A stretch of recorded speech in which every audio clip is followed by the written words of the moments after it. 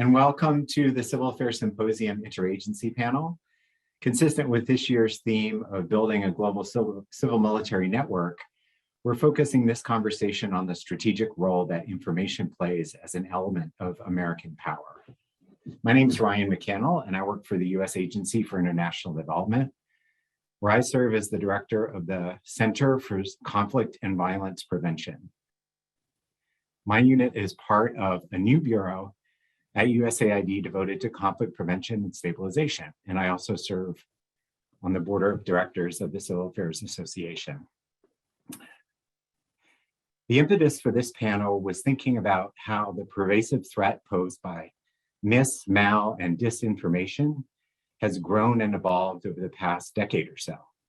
This is a challenge that transcends the civilian and military aspects of our foreign policy, and it also straddles the strategic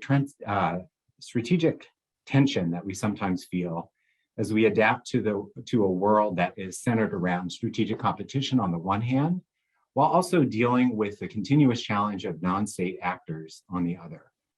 In both types of competition, our adversaries are making malign use of information to further their goals at the expense of the US and its allies. Now, civil affairs obviously has a lot to contribute to this effort, but there are other key actors across the civil military spectrum that work in this space. And that's why I'm delighted to welcome representatives from the Departments of State and Defense, the U.S. Agency for Global Media, and my own agency, USAID, to talk about their work and the role of civil affairs in this context. So let me quickly introduce you to our four panelists whose full bios you can find through the links that you use to register for this symposium.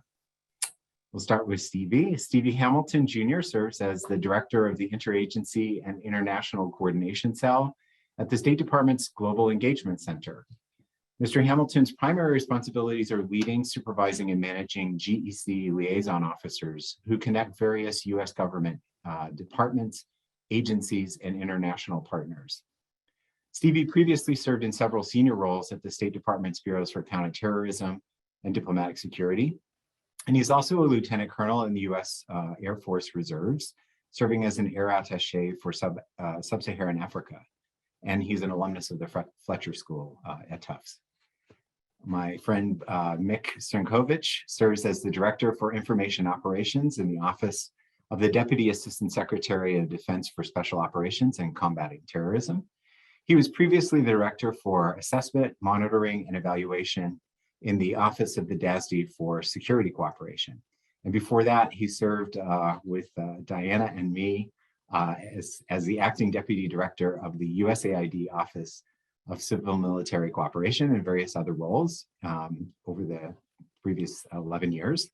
He also served as a U.S. Army officer, including in the Civil Affairs Corps, with service in Afghanistan, Germany, and South Korea.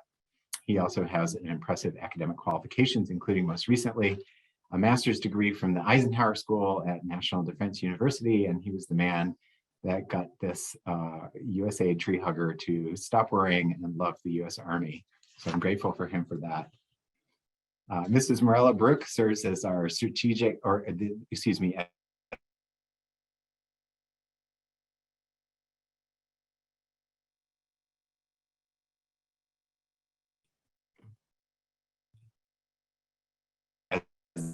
and I'm going to repeat that because I think I may have, yeah, good. You all right. Totally So, glitched. The Matrix gotcha. Yeah, I was going to jump in, Ryan. I got scared. Yeah, I was just about to introduce myself, and I said, hold on, Ryan will be back. I got a note saying my internet was unstable, which, considering what we all do for a living, I always find that really hilarious and kind of scary. So let me try again. Mrs. Mirela Bruk serves as the Senior Strategic Program Analyst at the U.S. Agency for Global Media in the Office of Policy and Research. She represents U.S. AGM in the Interagency and with foreign governments and international organizations in order to explain her agency's mission, role, and work. And before the pandemic, she spent a year on detail at the GEC at State, where she focused on countering foreign state and non-state propaganda and disinformation efforts against the US and its partners. She also has a similarly illustrative academic career, and it's worth noting she started her career, her 24-year career in federal service as an international broadcaster at the Voice of America's Bosnian service. And last but not least, Diana Parzik is a counter-disinformation coordinator at the USAID Center of Excellence on Democracy, Human Rights, and Governance, where she's helping to lead the agency's efforts to address mis, dis, and malinformation and the challenges around the rise of authoritarianism.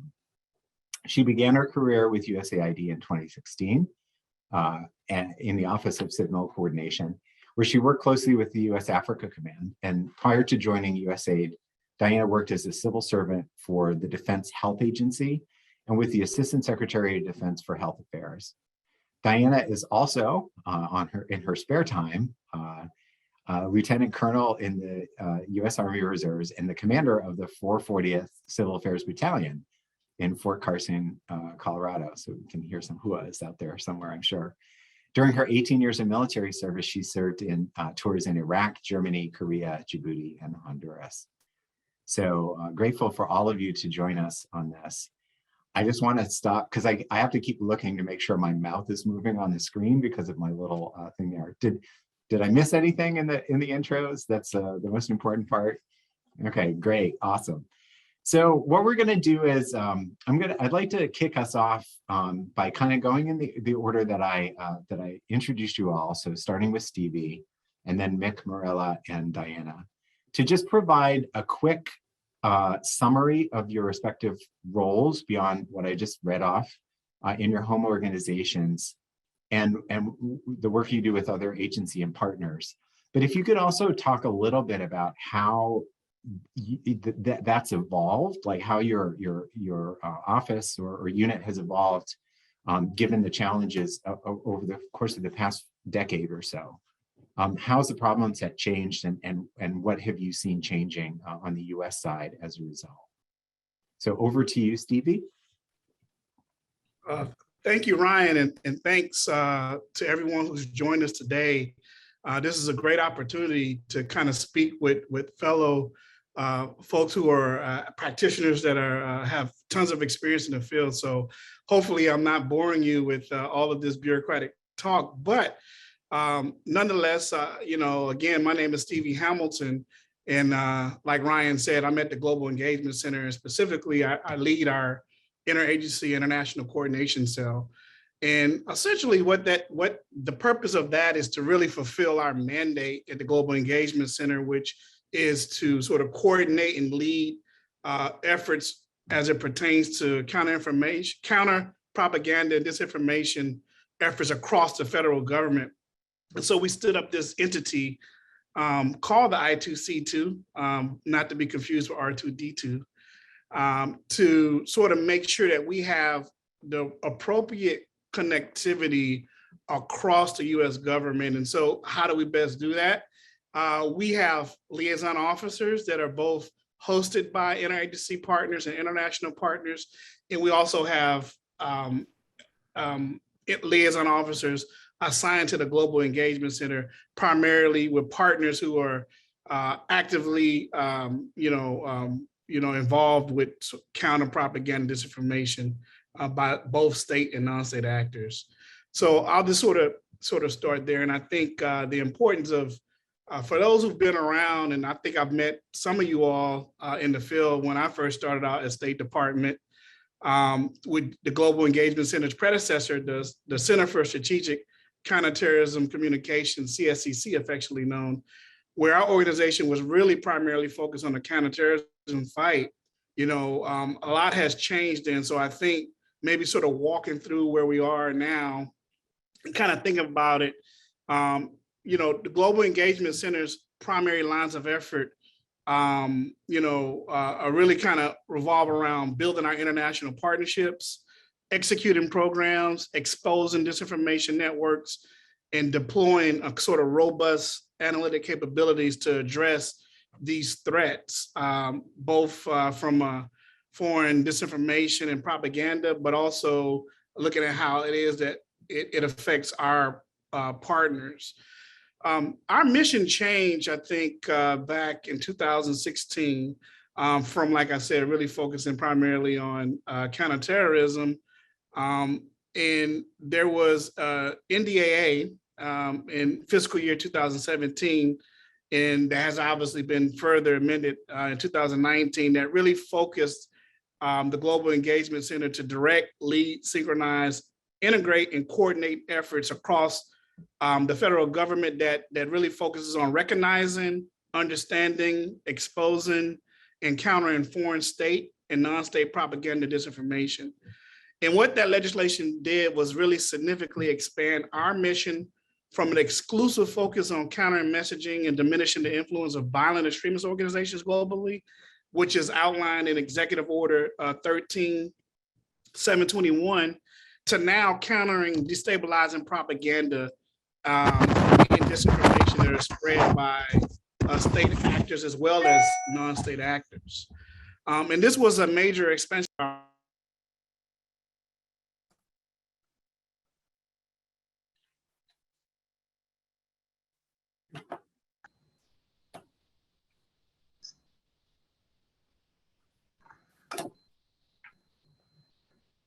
Hey, Mr. Hamilton, you're muted. Okay, I'm sorry. Hopefully, we missed about 30 seconds. That's about it. Okay, all right. So you didn't miss much. So I kind of was talking about the executive order and where we were moving from, and based on our new mission set, you know, I just want to kind of outline top level what our 4 lines of effort are. First is conducting analysis and research, recognizing that the open source developments in the information space are very foundational to any effort that we're looking to sort of counter these adversarial threats. And as such, we've built an analytics and research team comprising of 35 data scientists who monitor and assess narratives in the foreign information space and produce regular reportings that we share with our partners. Our second line of effort is building our international partnerships. And over the past 4 years, the GEC, in collaboration with our regional bureaus, embassies, and interagency partners, we've used existing government-to-government partnerships and have built new ones that's focused on coordinating analysis and actions to really counter foreign disinformation. We've also built sort of platforms that's able to host this information and build analytical capabilities amongst our partner networks. And third effort is really sort of challenging how these threat actors are exploiting the information space. And with that mandate that we, that talked about during NDAA, we organize ourselves to focus on threat-based, sort of efforts. So, our teams we have a counterterrorism team, a team that's focused on Russia, a team that's focused on Iran, and that's focused on China. So we organize ourselves, and then within those teams, they both have a coordination line of effort that includes working with our international partners and interagency partners on programs, various campaigns, and initiatives that are really conceptualized and executed by each of those teams and tailored to the unique challenge of those threat actors. And then finally, I would say the technology space that we have, looking at how we advance the US government's collaboration on technology solutions.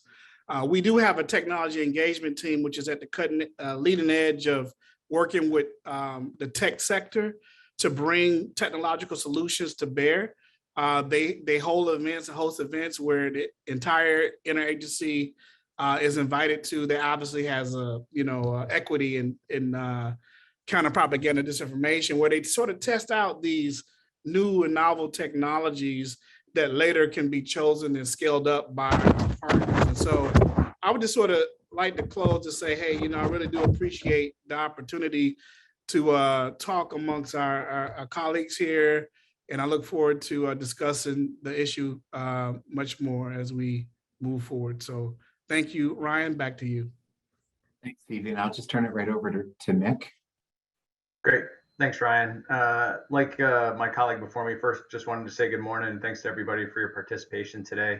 Special thanks to my good Civ Mill buddy, Ryan. Thank you for drinking the Kool-Aid and all that you've been contributing to the civil affairs community over the past couple of years. I know they're appreciative. Look forward to the conversation today. My name is Mick Crnkovich. I am the Director for Information Operations over here in SOLIC, Special Operations Counter-Terrorism. Been sitting in the job for all of 7 weeks, so take everything I say with a very large grain of salt. I was civil affairs, seems like a lifetime ago. I ETS'd after a tour in Afghanistan back in 2006. But I've been pretty connected to the community and certainly a champion for civil affairs, so glad to be staying engaged. So my new role in IO is absolutely fascinating. The things that I've seen and learned over the last 7 weeks is really kind of given me insight into a space I had been tangential to for quite some time. With that, I just do want to flag that my thoughts and opinions today are my own and not those officially of the Department of Defense, since we're being recorded. Right now, I'm leading a growing team that is responsible for policy, strategy, planning, resource management, operational considerations, personnel, tech development, goes kind of to what Stevie was talking about on engagement with the tech platforms, really trying to synchronize the department's energies around information operations. And IO is not a capability. It's not something that you do. IO is literally the integration of a variety of different information related capabilities: public affairs, military information support operations, operations security, defense deception, intelligence, electronic warfare, and cyber. Policy only has specific control and purview over 2 of those. So we're kind of herding the cats from a variety of different ASD ships and undersecretaries that own a variety of those other lanes, and that can certainly be a challenge. In regards to how we work with the interagency, we do work with the GEC. We do work with Mirela's team over at USAID. Have not yet been engaged fully with Diana's efforts, but that will certainly change after this conversation, so she knows I'll be calling her. But I think the collaboration across the interagency is generally pretty good. There's always going to be some tension and friction around the seams, but I think that's okay. But I think the teams who are engaged in this certainly recognize the need for really good collaboration, and we're all interested and engaged in making that a better process. In terms of alignment with CA, I think it's important to recognize that it's not only a US code requirement for the department, but it's also important to achieve desired target audience behavior change. Civil affairs leaders can certainly position the force to contribute to this interagency network. It's important to keep in mind that one of our requirements, and again, it is mandated in US Code Section 397, that was the law that came out that required the creation of the Principal Information Operations Advisor, is to determine what capabilities are required, and that includes people from across the force. Obviously, that includes CA. So I think that gave you a little insight into what Ryan wanted me to talk about up front. Now I'm going to throw a little bit of chum in the water, because this is what I hope is going to generate questions for the longer term. Ryan might break your 5-minute mark, but hopefully only by 1. So DoD is moving from a collection of talented people working independent information-related portfolios to a more focused consortium of horizontally integrated efforts, both in what capabilities and capacities we have and what we say and what we do. For a long time, those things were a bit disconflated or a bit separated in the information space. What's changed is increased global connectivity and the speed of communication. Author Benjamin Friedman a few decades ago described the culture of an electronic herd moving quickly and in a group. I think that's more relevant than ever. We saw it happen after, in our own elections. We see it happening overseas. A lot of the interventions from our 2 primary adversaries certainly should come to mind. Our challenge is that we need to have the speed of command equal or exceed the speed of maneuver. It is more challenging in the information environment than it's ever been, and it's absolutely critical to our success today. DoD leads USG efforts in times and places of conflict, and in all others, we support the Department of State. The Department of State, through diplomacy, is in the lead. This administration has been exceptionally clear on this, and I think that shift is long overdue. Force presence in terms of peace is a very powerful statement. Presence and persistence, both of which are provided through the employment of civil affairs forces, matter. Connections must be ongoing and not just occasional or ad hoc. If you were listening in to the previous panel, this is one of the questions that came up from Dennis Cahill about how do you build relationships based on our history in a place. And if we're doing plug and play and our relationships are transactional, it's much more difficult for the CA force to remain engaged over time from an enduring perspective. This point of view relegates influence, one of the things that we'll be talking about today, to someone else's job rather than yours. IO cannot be a bolt-on activity or an afterthought. We in DoD are not diplomats, but we must be diplomatic. These efforts engage directly with foreign audiences. This is an opportunity for increased civil affairs partnership. Not only does it make sense, Congress directed us to do so in the National Defense Authorization Act for fiscal year 2021, specifically in section 1631, all about information operations and influence, where civil affairs is called out by name. In regards to civil affairs formal inclusion as part of the information operations community and its role in influence, nascent connection at this point, I would argue. There's a lot of work we have to do. However, we'll encounter some challenges, but we can get through it together just through these regular connections and being more intentional and deliberate in these engagements. As we in the IO team are just now underway with our IO posture review directed by the Congress, looking at gaps and overlap in the department's ability to implement the current strategy for operations in the information environment, we look forward to connecting more closely with the civil affairs community so our efforts are complementary. The review will wrap in late FY22. I look forward to sharing it with everybody on the line, and it will inform an updated and revised strategy for operations in the information environment, which will follow soon thereafter. It's critical to note that truth is a powerful tool, and getting accurate information quickly can have very positive results. The Secretary embraced the notion of integrated deterrence. If you haven't listened to his speeches around integrated deterrence, I highly encourage you to do so. There's a lot that civil affairs can sink their hooks into. We view ops in the information environment as a major contributor to that concept. Local audience understanding and support is critical, and that increases the merit of an alignment that deliberately includes civil affairs. As I wrap, Ryan's giving me the hook. It's okay. I think there's a tendency for us to do what we are accustomed to doing. The tendency is to think of military information support operations and the other information-related capabilities as being in support of civil affairs, messages supporting actions. While I certainly would have agreed with that while I was wearing the uniform as a civil affairs officer downrange, I think that there is a shift in how we need to think about these things. Both must be mutually supportive. I think there's an operational and strategic utility in the opposite approach. From my own experience, CA was often very transactional, limited thought of progress towards strategic goals.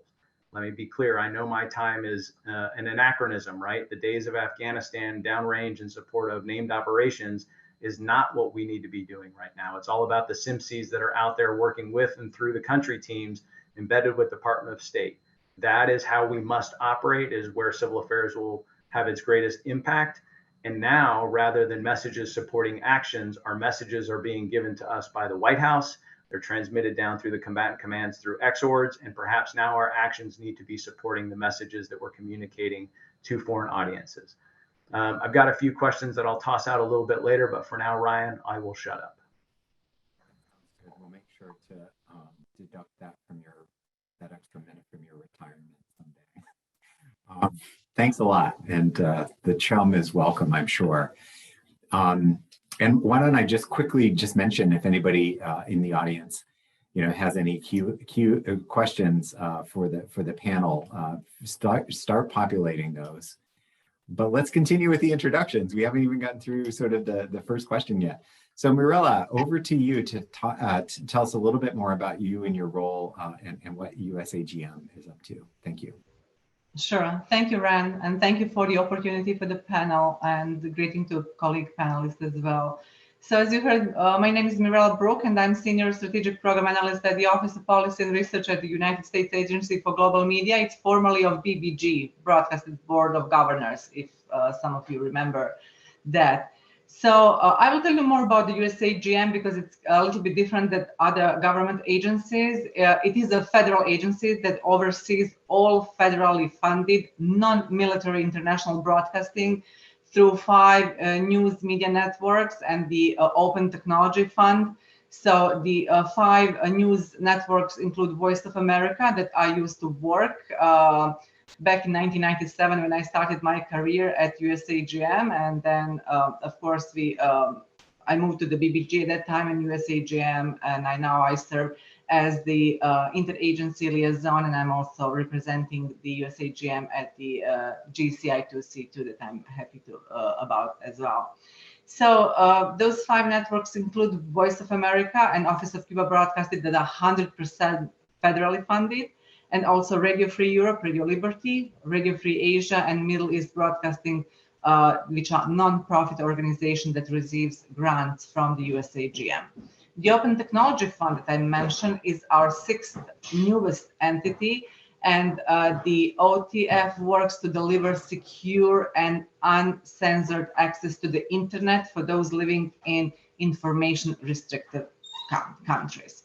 So USAGM mission is to inform, engage, and connect people around the world in support of the freedom and democracy, and that's what we do. So the networks broadcast in 62 different languages and reach audiences in over 100 countries. So the mission is the same, and the OPR, Office of Policy and Research, that I belong to, conducts also annual language service reviews, closely works with the CEO and the management from each one of the entities, and we do develop strategy. Actually, this year we are developing the 4-year strategy for the next 4 years as well, for all 62 broadcast services. That includes, in some cases, deletion and addition of some languages. So 2 years ago, we added Romanian and Bulgarian services.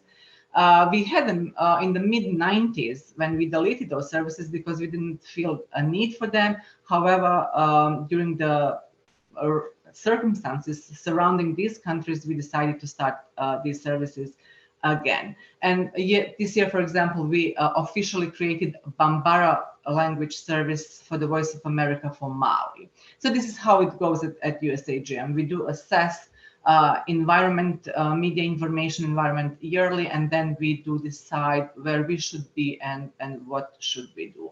However, there is a very important aspect of the USAGM, and that's the USAGM firewall. So the USAGM is not engaged in messaging, but reporting. What does it mean? That means that the journalistic credibility of the USAGM content is guaranteed by the firewall, which is enshrined in United States International Broadcasting Act of 1994, and also National Defense Authorization Act of 2017.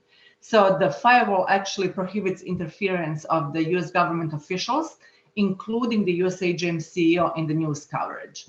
So it also safeguards the ability of USAGM journalists to develop content that reflects the highest professional standards of journalism, which is free of political interference. And also that doesn't mean that to discourage USAGM journalists for interviewing government officials. Oh, that's how can I say, the journalists will often reach out to the US officials and other government officials who appears on USAGM programming. And this law actually doesn't even defer USAGM officials to seek cooperation with other international partners and interagency partners within USAG or the private sector. So when I'm talking about the partnership that USAGM has, the networks and language services, they deliver the content to audiences using the full range of channels. They use different types of technology, and that technology has to be appropriate for the respective markets. So the content in 62 different languages, if you can imagine, and we broadcast from Europe, from Prague, we broadcast from Miami to Cuba, we broadcast from DC. We distribute content on radio, TV, social media platforms, and websites. So for more efficient and effective distribution of our programming, USAGM also relies on its network of over 3,700 television, radio, and digital affiliates worldwide that distribute USAGM content in their respective markets. That means that we do reach out to our partners on the ground in various countries throughout the world who distribute our programming for us. So this partnership actually provides USAGM with direct access to local audiences, as well as the linkage with local media organization, creating opportunities for training, for local capacity building, and for enhancement of the civic resilience. So the USAGM also use opportunity to train hundreds of journalists, editors, broadcasters, and media managers each year under its authority to support freedom of democracy around the world. So the training that we offer to media professionals, we do it on all 5 continents. priority is often given to our affiliate stations, so because they do carry our programming. Training includes basic journalism, television, radio, and web production, economic, political reporting, and the expert journalists and development officers work closely with panelists from international organizations, NGOs, US government agencies, as well as other experts, local experts and government officials, to create that cross-pollination knowledge and expertise and better understanding of what USAGM is.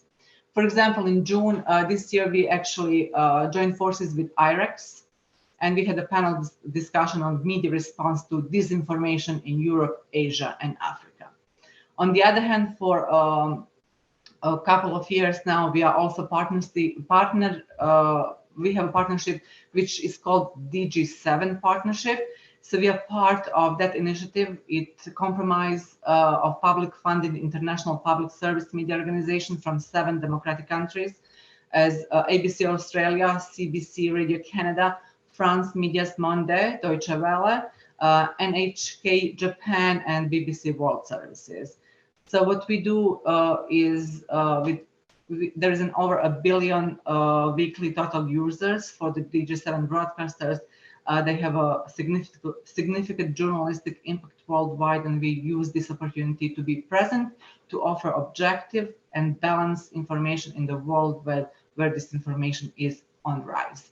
So interagency, as I said, and as Mick said, we do have a substantial communication with others, especially through the GCI2C2, and our cooperation mostly relies on exchange of the research due to the firework, because we definitely cannot tell our journalists what to report, and we are actually telling our partners always that yes, there is the firewall, we can do that, but we can definitely cooperate in some other areas.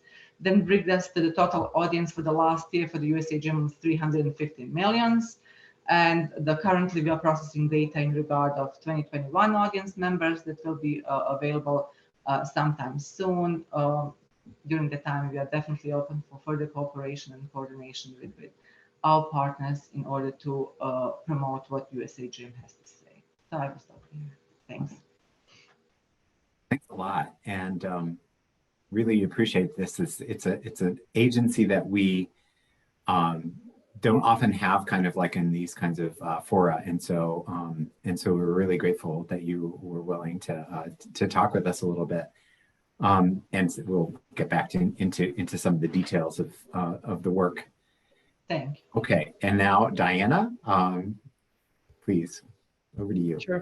First up, thank you, Ryan, so much. I'm really pleased to be part of this panel today. My former colleague and supervisor, Mick, and just all my colleagues here. I'm really looking forward to the questions, so I will try to keep my section a little bit brief. But I do want to start off a little bit just talking about the dynamics and how we've seen this change, and unpack that a little bit more, because I think we commonly just say, the information environment, it's the speed and scale sort of problem. But if we unpack that a little bit more, first off, there's been consolidation of the media space. So in the US alone, in the last 2 decades, we've seen over 2,000 different media outlets go under. And it's really changed in how we consume the information and content delivery for traditional media. The other thing is more people globally have access to the internet. Most of this is through mobile cell phones. So we're looking at 60% of the world that has access, 40% still doesn't have access. Long-term challenges, what are we looking at there? The algorithms aren't sophisticated enough to detect hate speech and different dialogues. And social media wasn't built with the same sort of regulations and standards in mind as traditional journalism. The other aspect that has really changed this space is just the industrial scale of disinformation. I know a lot of times when we talk about great power competition, we're really thinking that a handful of actors, right? But every year Oxford comes out with a report, and this past year they said over 80 countries have developed this cyber troop sort of capability, not only to conduct information manipulation internal to their own borders, but also has the capability somewhat to look at influence operations overseas. So it's really changed the problem set and how we look at this. The other aspect, particularly of concern, Ryan had mentioned, I'm from the Democracy, Human Rights, and Governance Office, but is this global democratic trend that we see in backsliding and the rise of authoritarianism. For the first time in the last 2 decades, there are now more autocracies in the world than there are democracies. And this is really making the information environment particularly complex and a complex place to work. So, I think that if we rewind it a little bit and look back at the Arab Spring, we looked at social media really as an opportunity for independent voice, a catalyst for social change.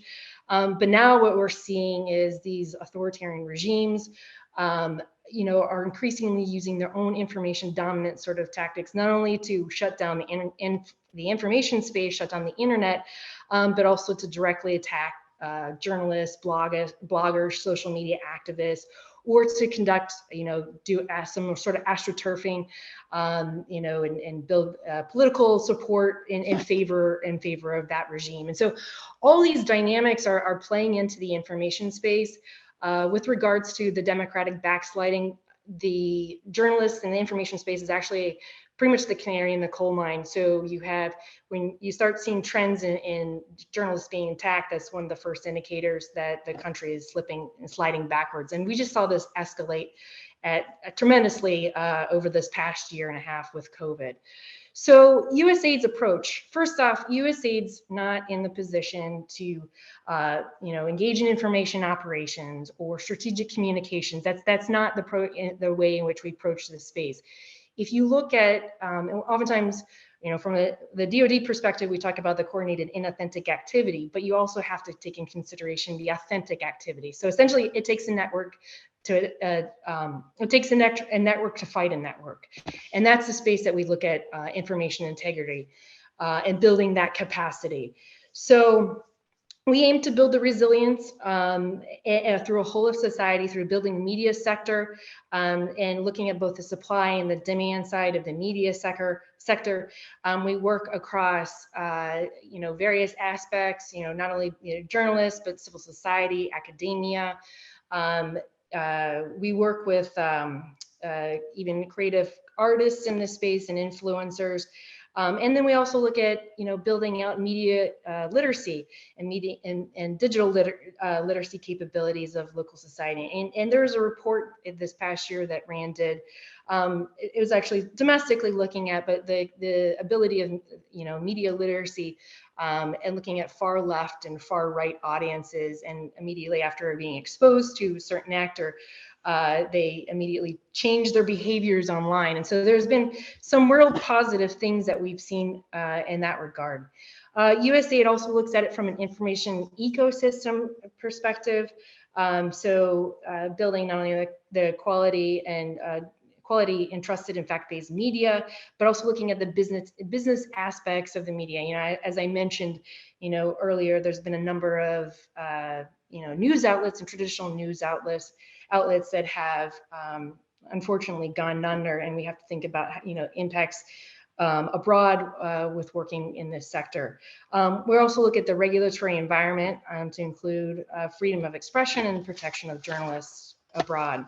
So in my role, coming back to USAID, I actually worked at the Pentagon and the Joint Staff as COVID was kicking off in the Joint Information Operations Warfare Center. But when I came back to USAID and Democracy, Human Rights, and Governance, one of the first things that there was a broad recognition of is we got to figure out, from a USAID perspective, how we're addressing this space. We stood up the Informational Domain Task Team that looks across multiple sectors within the agency. So the Global Health Bureau, the conflict space, the Democracy, Human Rights, and Governance space. And looking and organizing how we're responding to this. The other thing that has really pivoted or been much of our focus of our attention this past year is responding to taskers from the NSC, and figuring out from an interagency perspective, how we're looking at this space, how we're responding to this space, and really, responding to the questions that the NSC and taskers that NSC has had for us. USAID also participates in the USG working group on research and development, and there's a number of other ways in which we coordinate across the interagency. I know, for example, I know all these faces here, and like I said, it's a pleasure to be on this this call with everyone here. Another thing, I want to put out a couple more things that USAID's been doing over the past year. We now have a digital strategy. We conduct digital ecosystem assessments. So, as I mentioned earlier, you have globally more people have access to the internet, but if you can only imagine from the perspective of someone in a developing country who now has access to the internet, and open to receiving, that information overload. What does that mean for that individual? There's a lot of things with regards to digital literacy and media literacy that needs to go into that. There's a lot of challenges too around looking at cross-cultural sort of communications, and why people share certain information. For example, some research that we've come across in Africa, people share out of civic duty or out of comic relief, disinformation. And if you look at, countries like, for example, like in India, when they were first exposed to the concept of disinformation, it was hard for them to grapple with why people would actually generate that sort of content. A couple of things that USAID's put out this past year. We published our first disinformation primer, and you can actually go Google that and find that online. That document is basically our field guide to all of our cadre in the field about how to do programmatic interventions in this space, looking at some fact checking and how that works, or media literacy and how that works, and considering that aspect of the information ecosystem. We've also produced, we have an interactive platform called the Countering Disinformation org, which has over 270 different interventions that have been conducted across 80 different countries. So looking at how multiple partners or NGOs are working in this space, and trying to get after the mis, dis, and malinformation problem set. And then a couple of more things that we've been working on specifically in this space. We have a media landscape assessment tool that we're working on, and basically updating how to strengthen the media sector and the challenges the media sector currently is faced with. And then we're looking also to, and this will be, the information space will be a component of this, is I'm not sure what we're going to end up calling this, but a field guide for addressing the rise of authoritarianism. So I think with that, I will turn the questions back over to you, Ryan. Thanks a lot. A lot of great information. And I just want to say quickly that we're also, in my sector, the conflict and violence prevention sector, we're getting more and more drawn into atrocity prevention and hate speech, and sort of, monitoring that and thinking about the role of technology companies. I know, for example, if you've been tracking what's happening in Ethiopia, some of the online providers have blocked, deleted, certain posts and users. Of course, we've seen that in other countries, including our own, in the last year. But that is also, an increasing aspect of the leverage that the United States has over this issue.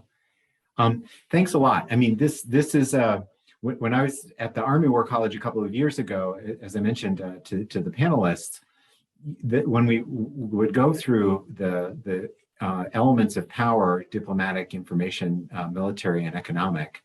The other three got a lot of emphasis, and information was kind of a hand wave at the time. This was only about 5 or 6 years ago. And now it's just, it's exciting to see how robust this space is and how quickly the US is kind of getting back into the game on this. I have a number of sort of pre-cooked questions, but we actually have a question already in the Q&A. So it's a two-part question. And I'll read it off for the eventual podcast broadcast for this.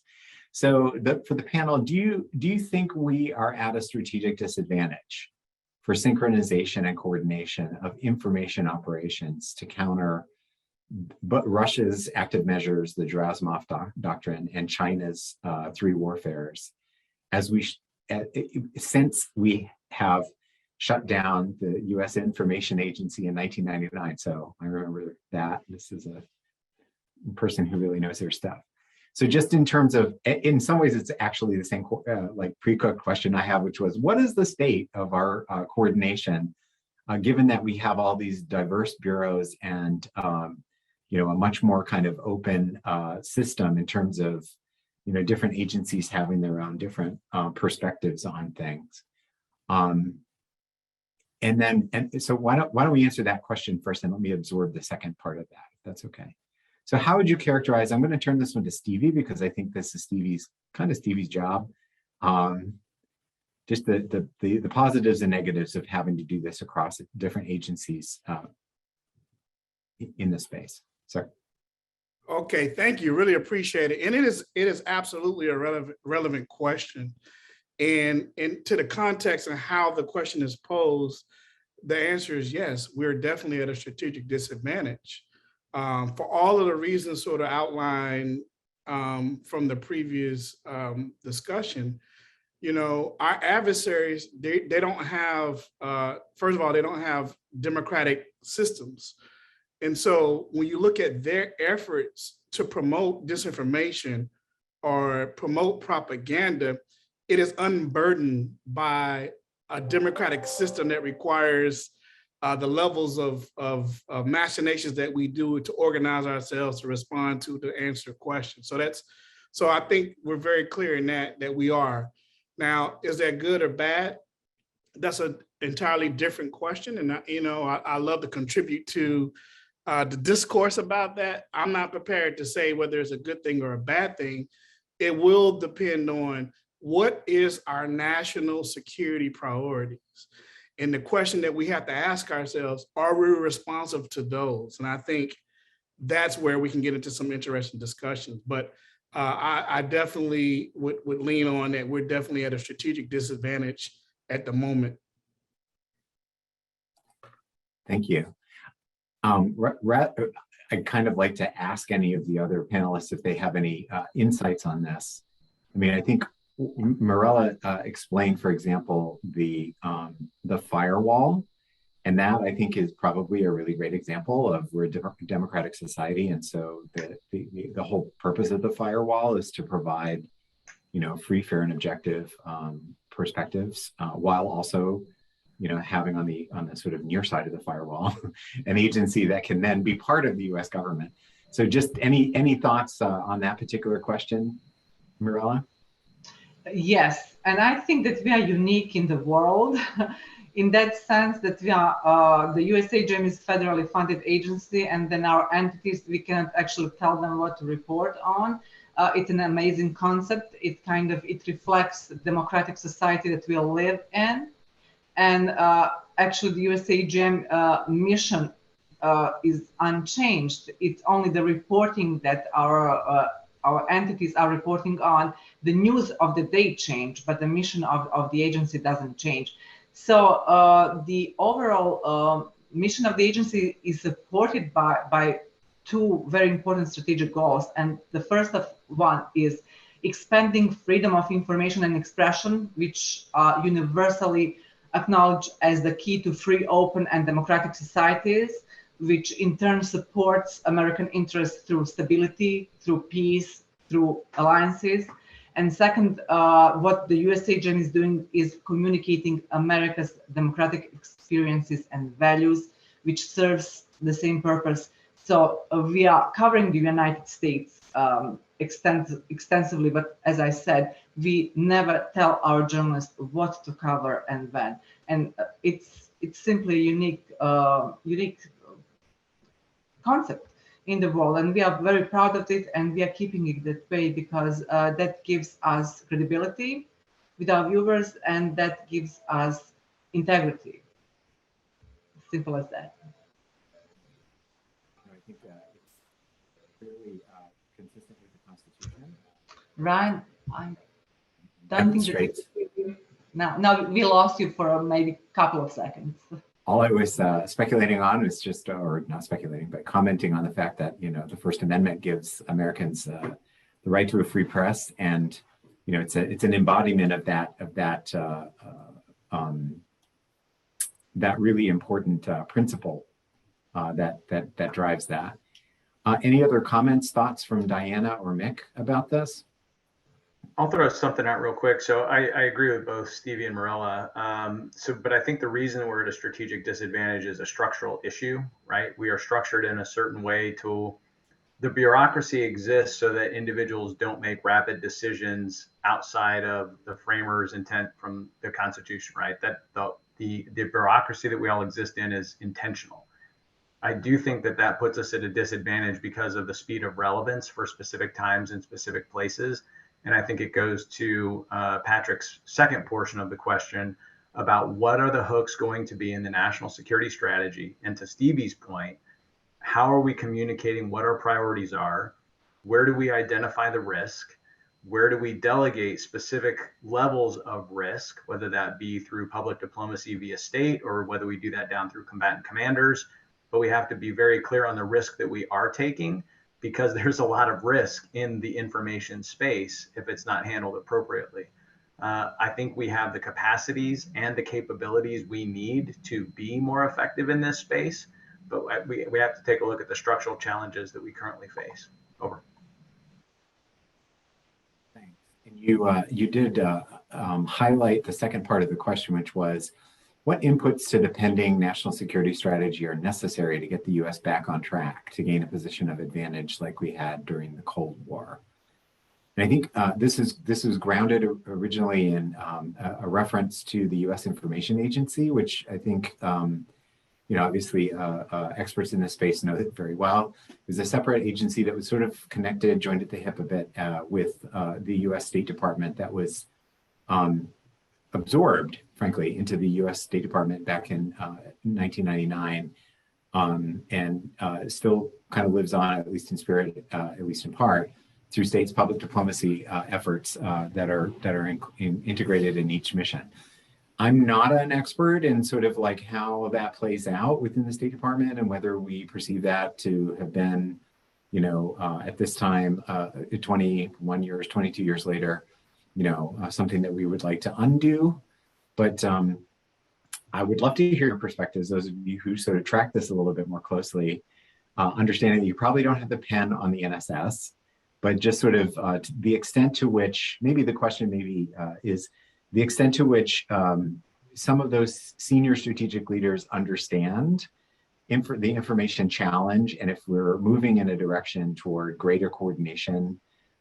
Stevie made some reflection on this in terms of some of the more recent guidance about the overall scope and scale of what the GEC is working on. But I would invite any insights from any of y'all. One thing I would just say, if you don't mind, the other piece too, given the constraints that we have, given our democratic system and the way we've set ourselves up intentionally, to me, this is really means that it's incumbent upon our policymakers to be able to decisively and in the most concise form, constantly keep us as implementers, as the various parts of government, updated on these policy issues, to sort of do what Mick talked about, right? So we have to know consistently, persistently, what it is that we're trying to achieve and where, and then allow our the best of our government apparatus to be able to do its job. And I think ultimately, just to kind of get back to your question there, Ryan, the national security apparatus recognizes this and currently is underway of trying to grapple with this effort and organize itself in a way, but we're definitely far from it. Over. Sure. Maybe I could, if I could so Mirela, you're off mute, so I don't know if you were going to jump in or if not, maybe not. Sorry, just trying to use sort of nonverbals to figure out if anyone wants to jump in. So look, we have, we have a defense, we have a clear diplomatic joint strategic plan with, USAID and State Department. We have the National Defense Strategy. Is there something similar is there some, and maybe this is just sort of having you just tell me yes or no. Do we have something similar in the information space? And I can see, okay, so Mick is saying yes and Steve is saying no. So let me open it up for you. Mick, do you have anything you want to add? Yeah, so as part of the NDA, again, from 2020, that established the Principal Information Operations Advisor to the Secretary, which is designated as Dr. Colin Call, Undersecretary of Defense for Policy. We're in a place right now where a deputy has been named. That's a 2-star Army guy who's going to come in sometime this month, probably. I don't want to share too much more there just because it's personal information, but he'll be starting as the deputy PIOA shortly. He's got 2 tasks that he's charged with initially, and these are, again, directed by Congress, which I think is important for everybody to keep in mind. The first one is to do an information operations posture review of how the department is postured with forces, with training, with education, with all of it to execute the integration of the information-related capabilities. The second task that the PIOA, the Office of the PIOA, has been tasked with, again, directly by the Congress, is to update the department's strategy for operations in the information environment. Now, again, it is a unilateral strategy for the department. I think perhaps your question was, what document guides us in our synchronization of information-related capabilities across multiple departments and agencies? I think, unfortunately, the anchor right now has to be the NSS. There's not a separate strategy like there is, strategy for counterterrorism or strategy for gender equality or whatever other strategy that's out there that we can all sink our hooks into. But the department does have one, and it is undergoing a revision as we speak. Over. Before we turn to Chris's really good question, which is sort of why we're here, and so how does this relate to civil affairs? Let me just ask one quick other question, and it maybe touches on this a little bit. Do you sense a theme between, or to what extent is there a theme between the civilian agency responses and sort of ways of framing this question and the DoD response? As Mick mentioned, there's already enough of a crowd within the DoD that there's a need to wrap one's arms around all of those different communities, those different lines of effort. But is there often we sometimes see a disconnect between what the civilians are doing and what the military is. On the information side, is it better ordered than that, or are we still in a discovery phase, or how would you characterize that relationship? And feel free, any of you, to jump in on this. Ryan, I'll start off. So a couple things, and maybe I want to I'll roll back a little bit and then I'll answer this question too, because I kind of want to address the last one. Just to make a parallel with stabilization, DoD 3000.05 came out in 2005. It took us 13 years, I think, for the interagency to come up with a stabilization assistance review, in which we finally had a definition around this space, and we finally had roles and responsibilities defined across, the DoD, USAID, Department of State. I think that we are moving at a much faster pace. The national security, the NSC is currently working on identifying the roles both domestically and abroad, but we do address this space differently. For example, USAID, our approach is, we don't conduct information operations per se, right? But we build the capacity of local individuals to be able to do their own social media listening, their own social media monitoring, to be able to defend events against their own narratives. And our work has actually contributed to example and been instrumental to taking down Facebook pages and what have you in the countries in which we work. And so we're looking at it from a very different place.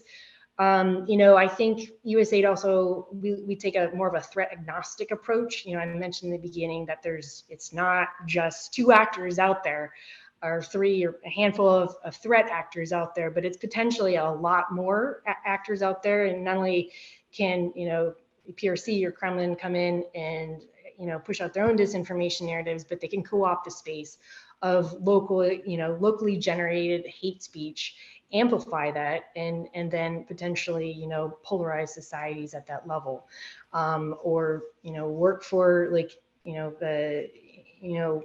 push out information to, interfere with local elections or what have you. So I think that's another way that I think we are challenged with how we work together in this space, like looking at from an information ecosystem, as opposed to, more like countering the narrative space. The other thing too is, when you do counter the information space, oftentimes you have the ability, debunking doesn't always work, and you actually have the ability to amplify the messages of foreign threat actors. And so those are just a couple of things to kind of keep in mind there, in terms of, how our organizations differ, and some of the ways in which, some of the challenges I think that we have to work around and coordinating amongst the interagency. Great. Lots of good comments already on the side. So, and a few attaboys and some stuff. So let me quickly get to sort of the heart of the matter, which was General Stockel's question. Which is the sort of so what for CA. And then there's some other good questions that kind of hark back to, some of the techniques and procedures that we might be able to follow in terms of informing commanders and some other things like that based on that. So the specific question is just what role could civil affairs play to support the organizations on this panel? And I think vice versa, what could civil affairs gain from those of you, not those of you, but your organizations per se? And then what should CA know pre-mission and during the mission to be a better USG partner with the teams here today? So some of this is around sort of country team interaction and, just sort of knowing who's who in the zoo. For those of you who are not super familiar with the civil affairs community, at least on the reserve side, civil affairs and psychological operations kind of share the same overall structure. And so there is at least kind of inherently or sort of in a passive way, sort of a combination already of those 2 functions, at least at an organizational level. But I think this is a really good question for the agencies represented here. So especially since we have 2 or 3 of you who really know civil affairs. So any thoughts on that? Hey, this is Stevie. Let me just talk about a couple of instances. One, in my previous career, before coming to the Department of State, I've served with the task force, General McChrystal-led entity. And I spent a lot of time in the field with Sensi teams where we were highly effective because of the capability and capacity and knowledge and know-how that civil affairs brings to country teams to lay out options when it comes to the interagency. Take that a step further. As I moved to the Department of State and in my role with implementing programs throughout Africa, I've been able to implement and come up with the best ideas because CA happened to be part of the country teams already embedded. And in most cases, they had better placement access. We're doing more interesting things in combination with USAID that allowed me as a State Department person tasked with developing options to sort of counter narrative issues or propaganda that violent extremist organizations were doing. Part of it is just you are there part of that country team. That is the U.S. government's lead for doing something about problems, but also informing Washington, D.C. How to better devise solutions so that we can provide you the guidance and resources that you need to be able to effectively address issues. So I don't want to sort of put a plug on that. Hey, just, those country teams and being embedded and doing what you do out there is extremely valuable at it. So thank you. Thanks. Just wondering if Diana has any particular thoughts on this.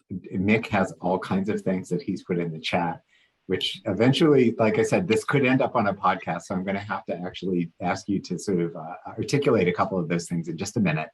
But Diana, any thoughts on this? I'm sure you've given a lot of thought to this. Given your...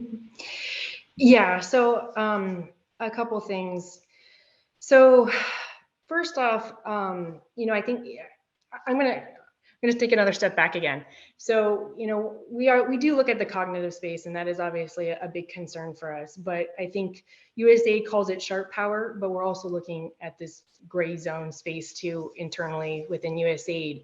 And that's impacting the development space. So it's, the broader framing is, strategic corruption, digital authoritarianism, weaponized trade, like all these other malign uses of statecraft. And so I think that, and I know we had a conversation yesterday in reference to A-scope PMISI, but I think it's of interest for us to understand, and General Votel actually said, the political warfare is a population-centric approach, and how is that impacting from it, and CA, part of the CA analysis could be looking at the gray zone space and unpacking that a little bit more, and secondary and tertiary effects of how it's impacting the populations on the ground.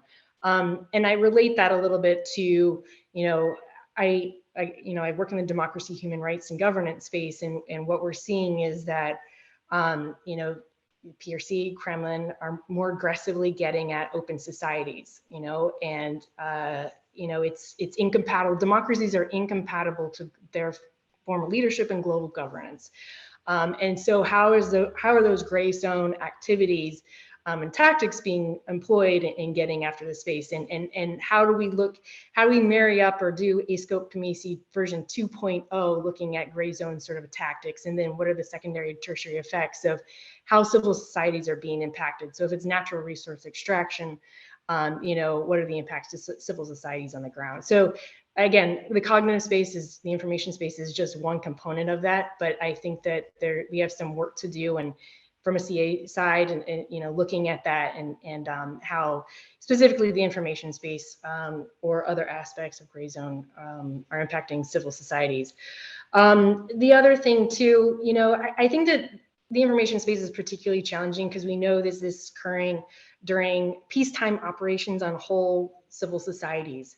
So it doesn't, it's not during conflict, it's during non-conflict periods of time. And how do we wrap our arms around that from a DoD perspective, or and I think that's a challenge. I think that we have to look at. And then from a CA perspective, like if looking at the information ecosystem, looking at the enabling environment and the actors in this space, I mean, it's not just the Kremlin and PRC, but often these, like I mentioned, cyber troop activities abroad, they're building this sort of capacity. The digital authoritarian tools that are being sold, and the disinformation tools that are being sold to these military forces or security forces, or and outside, are actually being utilized to conduct influence operations within their own border.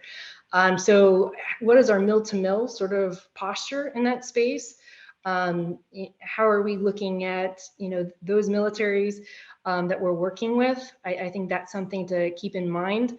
I think that there's a lot of opportunity also to share some of the information. Like USAID, we obviously can't do mill-to-mill sort of activities. But looking again at the enabling environment, conducting OSINT, human network analysis, sharing those type of analysis and tools, I think it would be super valuable to the country team, super valuable to our interagency colleagues.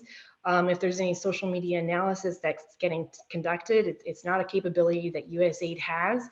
But I think that we've received some reports, from others in the DoD that, have alerted us to direct impacts to either implementing partners or operations in country. And I think that those are extremely valuable. And the other thing is, I think that, and this is, more of me putting on my civil affairs hat, but I think that the other aspect that we need to look at on the military side is media literacy amongst our own troops. And, I'm thinking it from a leadership side, but what keeps me up at night is what my soldiers are being, what they're recipient of, what extremism stuff that they're receiving through their social media feeds.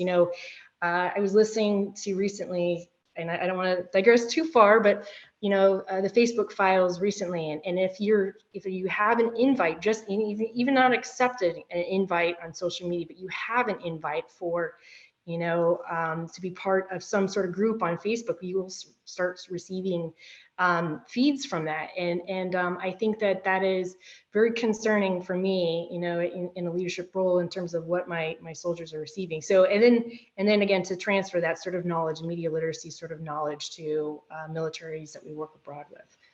So I'll turn it back over to others here. Just a few suggestions. Thanks. And I'm going to jump in as moderator here and just say, so just as a time check, at least those of us on the panel have decided we're going to stop at 12:30 to allow ourselves and others to have a lunch break. So we're going to, we have about 20 minutes left. I wanted to ask, so I think there's two things, and then hopefully Emilia will have a chance to get to you, the hand you've raised. Mick put a bunch of stuff in the text that is chum for the response around civil affairs. There's another line of questioning that has to do with support to civil society, and I think they're kind of run in parallel to one another, I guess, and maybe that's one maybe for our civilian colleagues to think about. In particular, I guess, maybe what unites them is, and maybe what we're sort of after is, I mean, all of the different agencies that are represented here have really, really good sources of information that could be useful in the construction of what our civil affairs colleagues call, civil information management. The structures, the civil reconnaissance structures that they are out trying to build so that they get a 360-degree view for commanders about what's going on in a particular society. And we understand there's tripwires and firewalls and things like that. So just maybe some thinking about how civil affairs operators, like what's acceptable in terms of tapping into some of those networks, and are there third-party sources you would recommend, as people are trying to learn a little bit more about the information environment that they're walking into. And quickly, I just want to say, Diana made reference to ASCOPE and PMISI. For those who are not familiar in the audience, those are two ways of basically kind of a shorthand for a scanning process of the operational environment. Looking around at various aspects of the society of a particular country to inform and further analysis. So I just wanted to put that out there, since it's a term of art. Mick, do you want to jump in real quick with a couple of the points that you threw in the chat, just to pull those out? Sure. Yeah, I won't regurgitate them all, but I think it's just important to understand why are civil affairs being asked to deploy or be employed in a specific location, right? Civil affairs have a very specific comparative advantage to be able to access populations in a way that other elements of the armed forces don't. Now that comes with a lot of responsibility, but I think if you think about the tools that they have, at the end of the day, those tools are about influence, and they really are different forms of information access, right?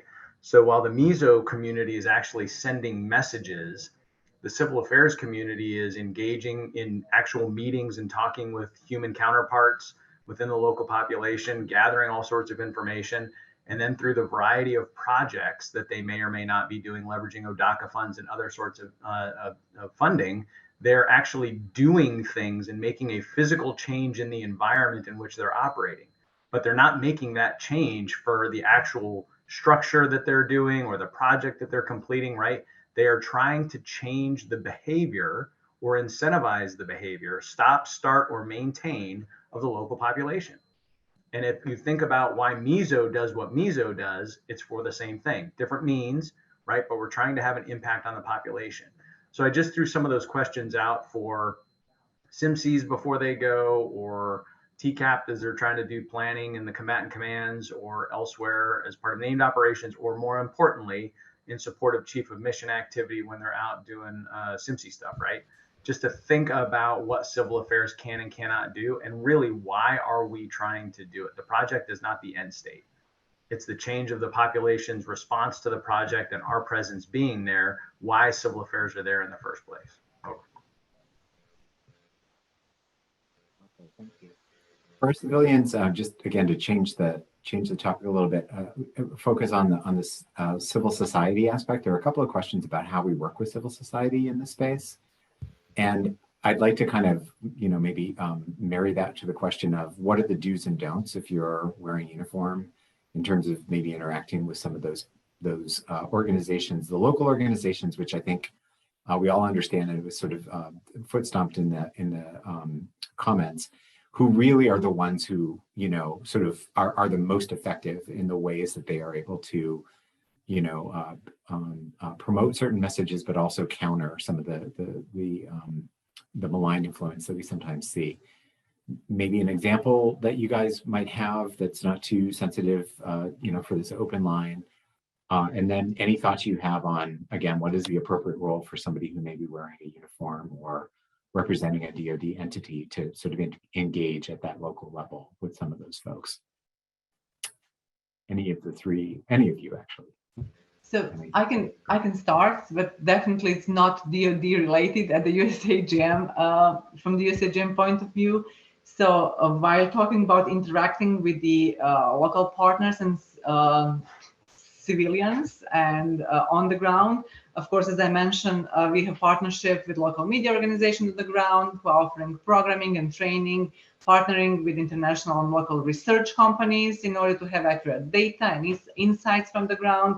We're offering grants and funding to NGOs and media-related companies. So what I want to give an example from the USAGM point of view is one of our entities, which is OTF, Open Technology Fund, with support anti-censorship, privacy, and security tools that are regularly used and that are recommended by the leading media and human rights organization. So they're used by, for example, Committee to Protect Journalists, UNESCO, Reporters Without Borders, Human Rights Watch, Freedom House, etc. So again, this is like the USAGM point of view, which is quite different, and we do offer in the space of countering disinformation worldwide. These are the tools that are available, and this is how we actually connect with the local audiences and with the organization on the ground who might be able to get grants from us or use our tools in order to offer unbiased and truthful reporting. Never stop there. We cannot hear you, Ryan. Sorry about that. Yeah, no, that was my fault this time. No problem. Any other thoughts from the panel on these questions? Yeah, this is Stevie, and I would just echo, listen, it's very important, at least from a Department of State standpoint, working with civil society is of the utmost importance. Building their capacity, working with them to implement projects. And at the end of the day, when we look at sustainability, particularly for that behavior change or the ability to achieve our behavior change objectives, working with our third-party implementers is very important. In GEC, we are uniquely positioned to do that through our authorization and our grant-making authority. And we frequently work with very credible organizations, whether it's research, think tanks, community groups, to be able to affect the change that we all sort of seek. So very important. I can talk one specific example personally that I've worked with our CA and MISO colleagues in East Africa, in terms of like when to sort of understand your role as a uniformed military member working with civil society. The case where I've seen it work very well is, obviously, being upfront about the military association, but we've worked very closely in the Horn of Africa, in Djibouti, with the IGAD, which is the Intergovernmental Authority on Development.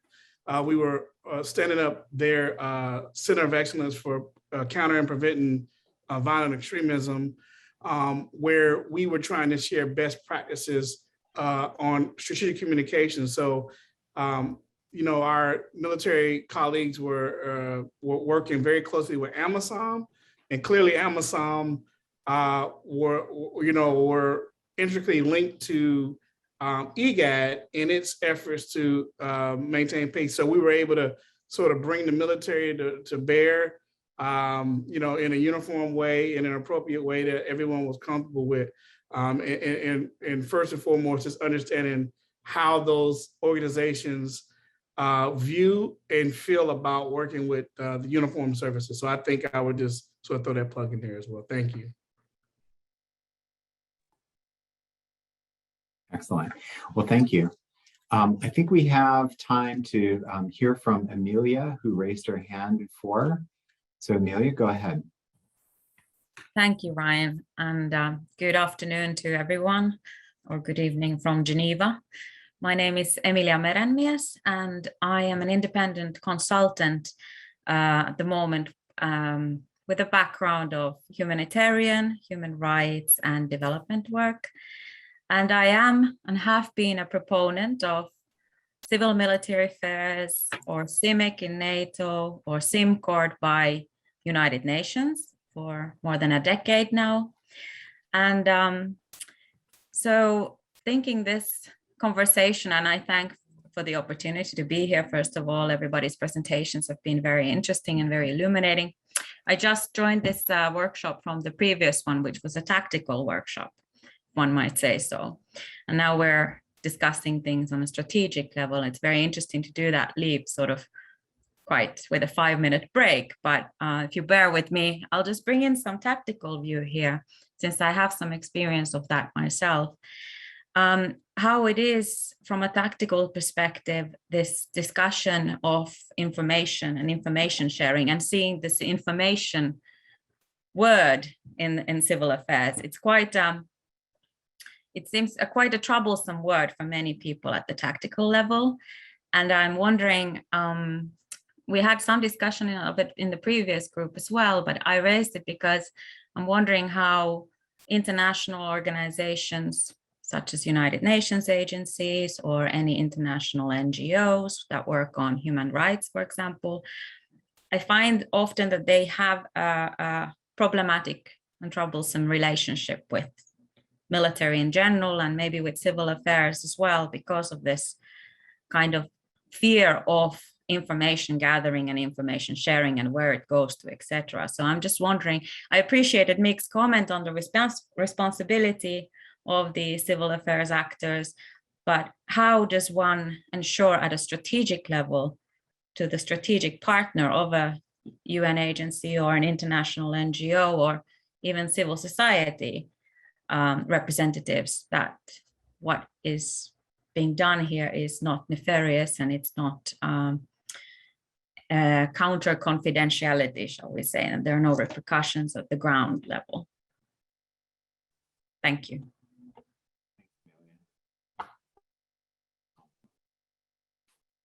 That seems like a direct question to Mick, but we would welcome any other thoughts about this. I mean, we have talked a little bit about the firewall and some of those things that are put in there, but go ahead, Mick. I'll just go very quickly because my time in civil affairs is dated, so Diana is probably better suited to answer this question than I am. However, I will say, outside of named operations where civil affairs are operating unilaterally for security purposes from the Department of Defense perspective, where they're not necessarily coordinating with an embassy if there isn't one, right? Every other place, all of their activities have to be coordinated through the embassy. They must be coordinated with other interagency actors. It's all about donor coordination. It can't be duplicative. It can't undercut not only US government actions that may be taking place on the ground, but it cannot undercut the actions of our international partners or those of the international organizations that are on the ground. And that happens by the SIMCs leveraging their USAID counterparts to be a part of country team and donor coordination meetings to make sure that everything is synchronized and above board. And often in those donor coordination meetings, the local NGOs and the international organizations themselves are present to ensure that everybody is understanding exactly what is being proposed and why, and make sure that we're all, generally speaking, on the same sheet of music. Over. Any other thoughts from other members of the panel? I'll just, add to that a little bit, and Mick is probably familiar. USAID, there's a lot of direct coordination we have, and just for everyone's situational awareness, USAID has a presence at every geographic combatant command with our senior development advisor and our deputy development advisor. We have positions in the J3 and the J5 usually. We've expanded that a bit, and then the other aspect is, for example, ODACA, our Overseas Humanitarian Disaster Assistance Civic Action appropriation, that is the concurrence is with USAID, and so for that program, for those programs that the DoD wishes to do. The other thing is that, and Mick can attest to this, is USAID stood up our Mission Civil Military Coordinator to exactly coordinate these sort of that USAID sort of coordinating role with the DoD on the ground, MC2, that at every mission that USAID has to exactly get it, improving our coordination at that local level. So I recognize, the points with regards to the question, and a lot of times with NGOs on the ground, the concerns over the neutrality and equitable distribution of humanitarian aid. And I think that, we fought this battle over the last 2 decades, in Iraq and Afghanistan. But at the end of the day, I think that we've still come to the conclusion that, that coordination is invaluable, and it's really key to the way that U.S. government effectively works in this space. So.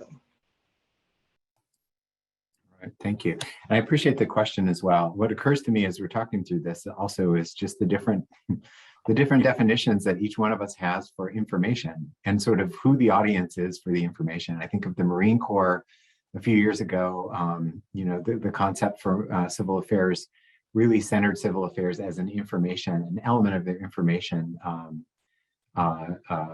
capability, but a lot of that was information for the commander, and sort of as opposed to, disseminating information to the societies in which they're working. At least that was my understanding of it when I read it, and I'm not a Marine, so I could be having that wrong. I don't want the Marines to be mad at me if I mischaracterize that.